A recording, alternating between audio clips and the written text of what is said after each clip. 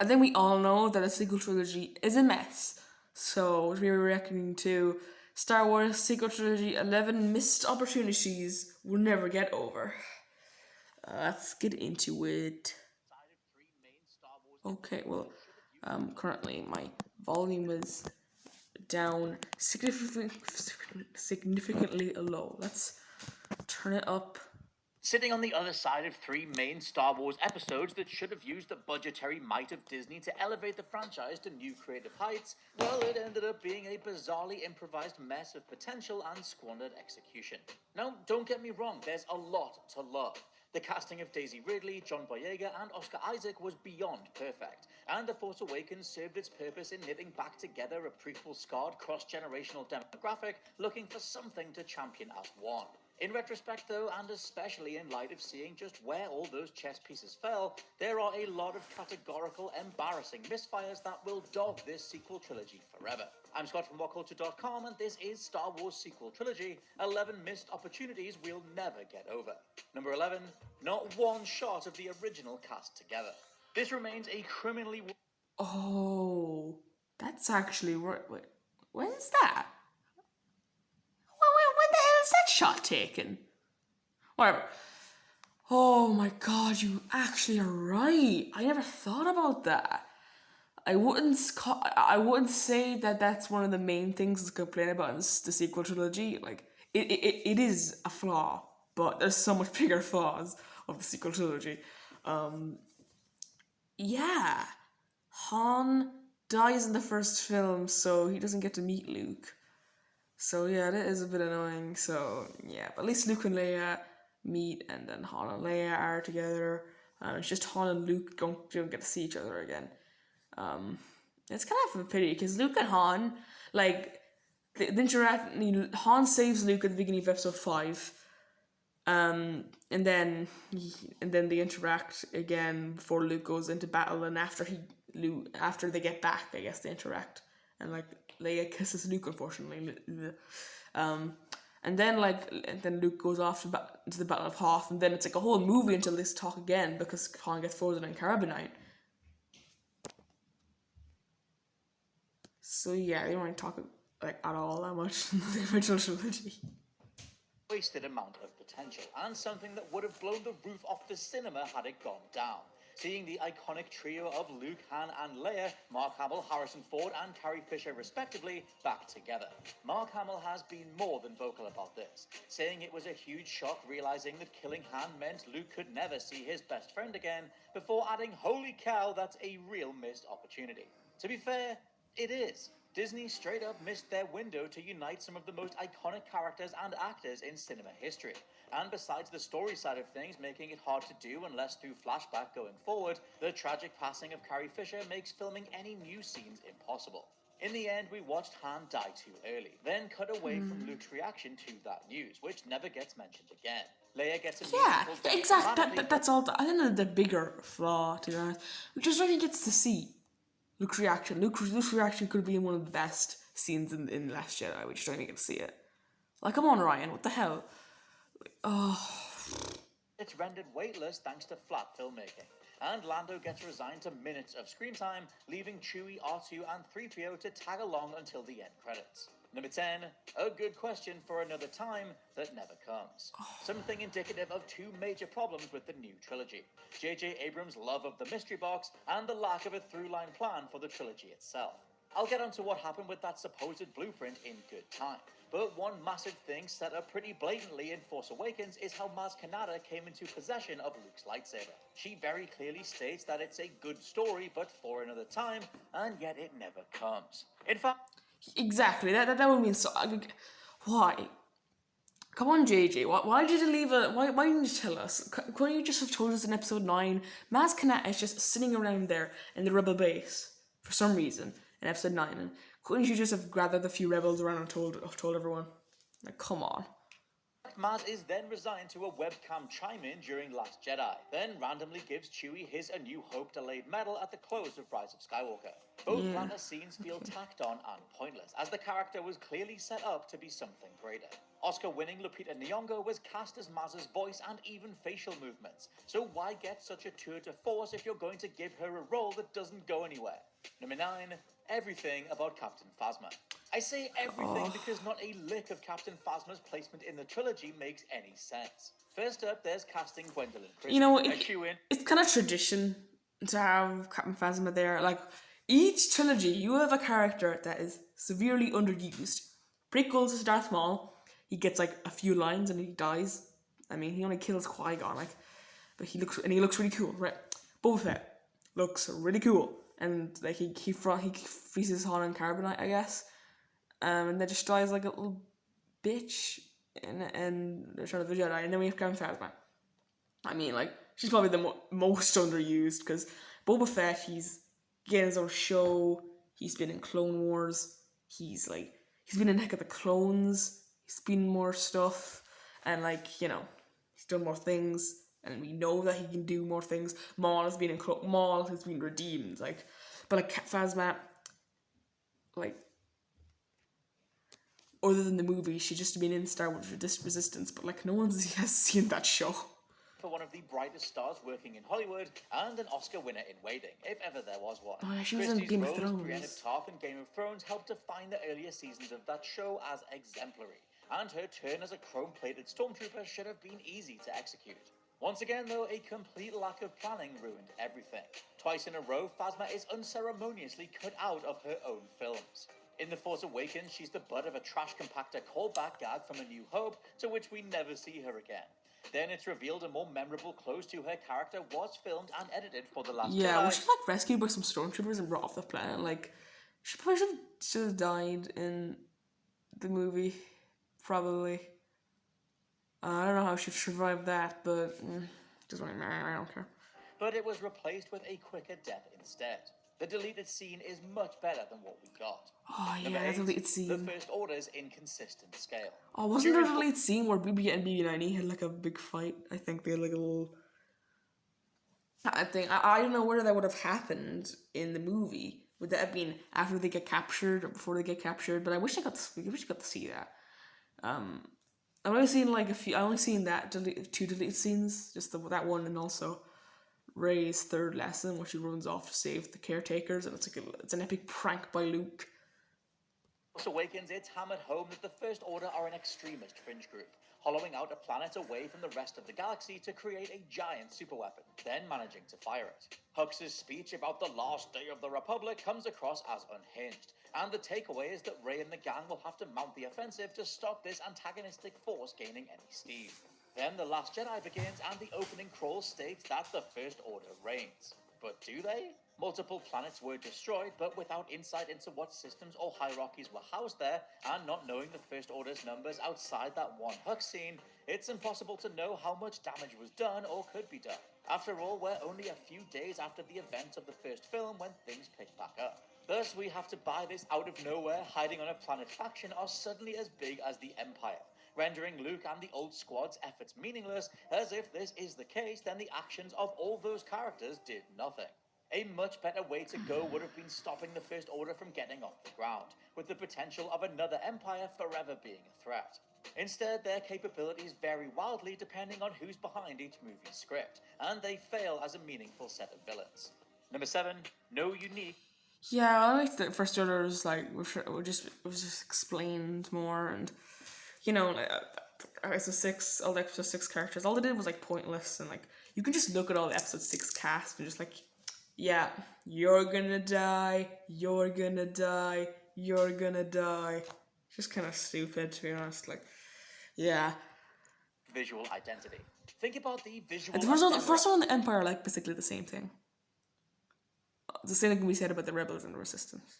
of each Star Wars trilogy. The originals are dusty and grimy, stormtrooper armor is occasionally scuffed, and our heroes are covered in tattered robes, wielding rusted blasters and driving clattering ships that barely get the job done. Cloud City was a notable example of high society versus the luscious greens and sweltering jungles of Endor. The prequels are something altogether more futuristic and synthetic, a populace with a lot to lose. Opulent, skyscraping feats of engineering and art decor, the array of aesthetics from the underwater Gungan city to Camino, Thieves to Aw. Mustafar are all outstanding from a sheer visual perspective. Star Wars video games would have a field day mining this stuff across the 2000s, and 2017's Battlefront 2 added a ton of prequel content, only reinforcing how Lucasfilm's art department was a shining star across that period in the saga. The sequel trilogy, then, well, Jakku is another Tatooine-style desert planet, which gets repeated again by Pisana in Rise of Skywalker. Oh. Takodana is another jungle planet with literal second scene of what the rest of civilization is up to while our heroes are doing their thing. Husband Prime is Ironically, The just Last suits Jedi's Coruscant. Canto Bight is one of the only extended looks into the wider Star Wars world during all three films, and even that is a tucked-away snapshot versus anything trilogy-defining. The newer movies simply don't have a Like the defined only visual different identity planet is Canto Bight, and no one likes the Canto Bight scene anyway. that meaningfully differentiates them from what went before. Number 6, Yeah, I really do wish that there was some like better planets, but like I mean I don't know. Off the top of my head, I can't really think of any like more planets that can really stand out. I don't really mind it though. Like whatever. I think the planets are different enough. I mean, Jakku though, like it's just not different at all. Why not just put on? Like, why just go on Tatooine?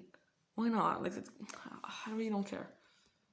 I could call this Finn's wasted everything when focusing on Rise of Skywalker's portion of his story, but it stands to reason that between JJ and Ryan, they didn't have a clue what to do with Finn beyond what if a stormtrooper had feelings. Because despite Finn fronting all the marketing materials for The Force Awakens, even doing battle with Kylo in a number of trailers, Johnson denied his sacrifice to wound the First Order in The Last Jedi, and Rise then reduces him to man who yells while being thirsty for Rey. Yes, Finn meets up with some ex-troopers in the form of Janna and various extras, but besides one scene where we find this out, there's no sense of belonging, no questioning of what he's supposed to be doing after a life of servitude, and nowhere for him to go. Playing into the child soldier angle and giving him a meaningful rivalry with Phasma would have worked. Having Janna and her crew defect because they heard about him being the first person to do so would have worked too. Instead, John Boyega, like pretty much everyone else, is ultimately wasted. Number 5, almost everything Yeah, about Luke. I could like, I wish that Finn would have been handled a lot better. I wish like, Finn should be explored more. I feel like Finn should get like his own movie. You know, Finn should go off and like get his own stormtrooper army, and just if Finn just would be a good protagonist. I feel like maybe Finn would be a good protagonist than Rey. Who knows? Yeah, I mean, Finn in episode 8 and 9 just kind of wasted. Oh yeah, okay. I need to go and free up storage. Sorry, guys. Instead, John Boyega, like pretty much everyone else, is ultimately wasted. Number 5, almost everything about Luke Skywalker. For the record, the idea of a Jedi becoming disenfranchised with their own legend and believing they'll do more harm than good by leading followers astray is fascinating territory. It just didn't belong in a middle installment of an unplanned trilogy that should have otherwise been building or maintaining momentum. Because looking back across all three flicks, JJ and Ryan's treatment of Luke Skywalker and Mark Hamill is just awkward. After Hamill got majorly back in shape to reprise the role, he was told of only being in The Force Awakens for a few seconds. Mark then hated everything Johnson had planned for the middle installment, stating he fundamentally disagreed with the portrayal, labeling it not my Luke Skywalker, seeing the character toss his lightsaber over his shoulder and Yeah, that was attempt to pretty murder bad. a child in their sleep. Rise of Skywalker tried to make amends by having Luke outright state his actions in the previous movie were wrong, before smiling to camera and lifting his X-Wing out the water like a Make-A-Wish celebrity coming from Mark the Hamill's so clouds. happy when It's it's this such an scene. obvious attempt at course correction, such naked fan service and hand-throwing, okay, we're sorry, we yield, that taken sequentially across the films is jarring as hell. Add to this that other than sparring with Leia in a flashback, Luke doesn't get to fight anyone with a lightsaber in 3 Star Wars movies. Number 4, Aw, Snoke. I guess so. Like, kind of just fight against Kylo, but the lightsabers don't really hit each other. Okay, where do I start on that one? When Luke is lifting up the X-wing with his hand, I don't think that's really sticking up the middle finger to Ryan Johnson, like so much people say. Like, because Ryan Johnson had Luke be redeemed at the end of the movie. So Ryan Johnson, I mean J.J. Abrams is still saying it. Like, yeah, I mean, like Ryan Johnson said that he was like, oh, whatever. It's like I don't think that's really doing anything because whatever. And Luke was redeemed at the end of episode 8, and he just said he was wrong in episode 9, and like caught the lightsaber and stuff like that. But like it's kind of going along with the path he was on. But at the end of episode 8, he was redeemed. He came back, I guess, and returns to the Force. I don't really see what's wrong with that. And like, okay, my thoughts on Luke. I feel like he. It's a new story for Luke, but like I feel like it should have been more earned. Like he just kind of goes off of the island just because he failed his Jedi Order. But it would be really much cooler if he like Kylo killed his wife or or his son or something. He lost like all of those, and like he kind of lost everything. So I think it'd be more earned if that happened. But like as it stands, I don't think it's really earned for Palpatine him to and the go off the laugh of a island. decent villain. Another JJ mystery box was whatever the hell Snoke was supposed to be. Voiced by the legendary Andy Serkis and appearing as a giant teleported in figure, Snoke was clearly this new trilogy's main bad guy. The person we'd learn about across each film and someone who backed up the First Order's overblown nature with calm, calculated horror. Then he got cut in half by Ryan Johnson and all involved had to figure something out as a replacement. Eventually they landed on Palpatine, but him being the master string puller in the final film does very little to establish a sense of continuity or threat in the other movies, especially in hindsight. Palpatine is not mentioned whatsoever across anything from the films to the comics or even Force Awakens or Last Jedi's visual dictionaries, making him every bit as forced on screen as the script felt in real life. The originals had the presence of Grand Moff Tarkin, the unleashed power of Darth Vader, and the cackling menace of the Emperor. The prequels gave us Darth Maul's incredible visual design and the coolest spin-off lightsaber of them all. Count Dooku was Christopher freaking Lee, and Anakin's descent was at least engaging. Force Awakens, Last Jedi, and Rise of Skywalker, they allude to a villain, dodge his motivations, kill him, then resurrect a character we watched die in 1983, who gets the combined screen time of about 10 minutes. Number 3, forcing John Williams. Um, yeah, Snoke was a bit wasted. Yeah, but whatever. I guess it was kind of Palpatine all along. Um, that was kind of. I mean, like Palpatine. I was gonna say something. I just kind of forgot I was gonna say something for this line part. Oh yeah, he wasn't planned. I think there was an interview where Kathleen Kennedy said it was all planned, but it isn't all planned. If it was planned, wouldn't you just have thought, well, why did Kylo say that Rey's parents were nobody? Then, if it was planned, then Kathleen Kennedy would have gone over and said, "Oh yeah, hey Ryan, you see, Rey is supposed to be is going to be a Palpatine in the final movie, so don't go and do anything else with the character, okay? Because you can't do that." Yeah. So either Rey's revealed to be a Palpatine at the end of the Last Jedi, which I think would be better, or just no reveal at all, which it'll be pretty annoying for fans though, because like everyone's expect a reveal, and like fans will be left speculating for another 2 years. Yeah, I think just Palpatine should have been revealed in the Last Jedi for it to feel like they've planned it. Like they didn't plan it. It's pretty obvious now. Be a nostalgia machine. Outside the incredible creature designs and art department in general, John Williams might be the one takeaway element of every single main Star Wars film that has been truly exemplary. Episodes 4 to 6 gave us the Imperial March, Luke, Han, and Leia's themes, Binary Sunset, and so many lifetime-defining pieces of music. The prequels might have skimped on the script, but we still got an entire movie's worth of expertly crafted compositions. Anakin's theme, the mighty Duel of the Fates, and tons of pieces that have brought endless amounts Anakin and of Padme's team to life.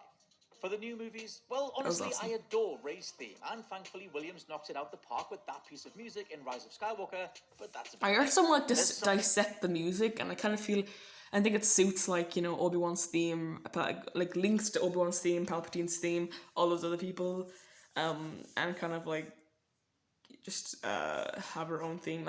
And like the Rey's theme hints to Rey that it hints to Disney not knowing that that Disney not having a plan, and someone did like dissected the music. I don't know. I do not know his name, but he does film music. He's a YouTuber that does film music. Whatever. I don't know his name though. Tough luck, So man. annoyingly safe about the directions Williams was given in these new movies. At every turn, it seems that he was told to recreate something from the past, to lean into what went before, and to forego meaningful new territory. Honestly, can you even think of Finn's theme or pose? Is there any scene in the new movies made better by a unique piece of John Williams' music What that is Finn and isn't Post from the theme? older film? Williams was notably subdued across these newer flicks, and it will only continue to hurt them in retrospect. Number That 2. is actually a good point. Doesn't Finn and Post have a theme? No. Okay. Yeah, I mean, like every time in the Rise of Skywalker, the Falcon does something, it just like plays the main theme for some reason, and like whatever, the Han and Leia music was played when like Lando and Jenna were talking at the end. It turns into the family reunion theme. Great, that's awesome. When Rey is like reaching out to the Force, it plays Rey's theme, but then when she's defeating Palpatine, it plays the Force theme. They should have been switched. So when she's calling out for the Force Ghosts, it goes, don't you think that it should be using the Force theme? And when she's defeating Palpatine, don't you think you should be in Rey's theme? Because it's her rising up and beating Palpatine? You know, Wasting a phenomenal new cast. It cannot be overstated how much of a miracle getting this new cast so spot on truly was.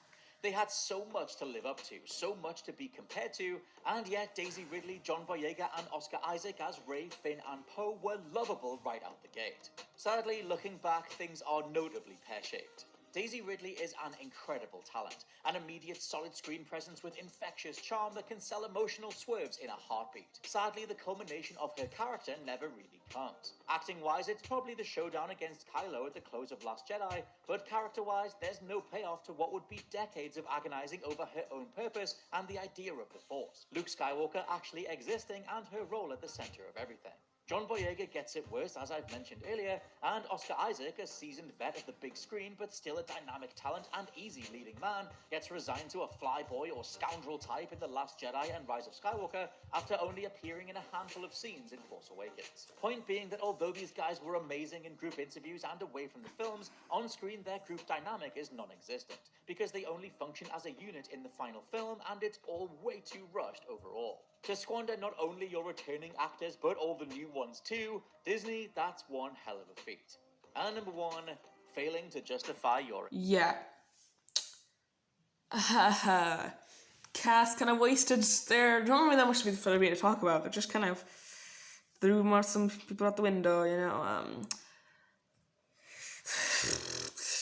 I don't know, man. I think they got like some really good actors, other good actors, and they just didn't do anything with them, you know. Just threw them out of the water. Again, it's only much me to talk about, whatever. Existence. What it will always come down to: money. Disney purchased Lucasfilm from George Lucas while he was creating his version of Episode 7. George's plan was to sell Lucasfilm after that movie was completed, but after Disney made an offer, everything changed. Lucas reportedly left his ideas with Disney and became more of a consultant, with Disney then discarding everything, wiping out scores of extended universe novels, and even ditching an in-progress script from Michael Arndt, replacing it with J.J. Abrams and Lawrence Kasdan's. The resultant time crunch meant everything was played super safe, and the Episode 7 we got apparently came with some rough outlines for Episodes 8 and 9, but they too were discarded when Rian Johnson came along. Disney never had an MCU Kevin Feige type individual to oversee everything. There was there was some rough outlines for Episode 8 and 9, there was. And Rian Johnson came in and discarded them. Are you sure about that? Disney shouldn't have allowed Rian Johnson to discard them. Disney should have been like, you know, Ryan, we need a trilogy here. You know, you kind of need to follow the outlines that J.J. Abrams has set up. Like, well, no, why didn't Disney not like force Ryan, or why did Ryan discard them? Ryan should not have done that. Come on, Ryan. Whatever. in some form, it certainly wasn't adhered to when Johnson was then allowed to write and direct the second installment, something that backfired even more when JJ returned. Across this whole process, the movies have been rushed to make money as fast as possible on a 2-year cycle, with interstitial flicks like Rogue One and Solo filling the gaps. Honestly, there was no reason they couldn't have delayed Episode 9 just to try and get it right. In the end, Disney's Star Wars sure did make a stupid amount of cash, but looking back, can you honestly say it justified a whole new set of core episodes? At least that's what I don't know. We know why it's just for money, but you know what? The films in themselves are better than the prequels, but like less effort is put into the sequels. I feel like the script is better, so and it's hard to say. Yeah, the films themselves are better than the prequels, but as a trilogy, it's the weakest. It's the weakest trilogy because it has no plan, and a trilogy is supposed to have a plan like that. And this trilogy just didn't. It didn't have a plan, it didn't have a roadmap, and it failed as a trilogy. The prequels did have a roadmap, and they succeeded as a trilogy, but not as individual movies, if you know what I mean. Anyway, guys, that's it for this video. Hope you enjoyed this video. Yeah, that was it. Not doing as much reaction videos anymore. This is the first one in like a week. So sorry about that if you like my interaction content, but comment down below if you do that, because I don't know, man, I just not doing as much of them anymore, because kind of burnt out on reaction videos. I just don't want to do them anymore. Maybe I might do some more What Cultures videos. I might do something like this for the prequels and original trilogy. But that probably be like another month. So I don't know. I don't want to do these all the time. Like I'm running out of reaction videos, guys. Anyway, see you guys next time. Goodbye.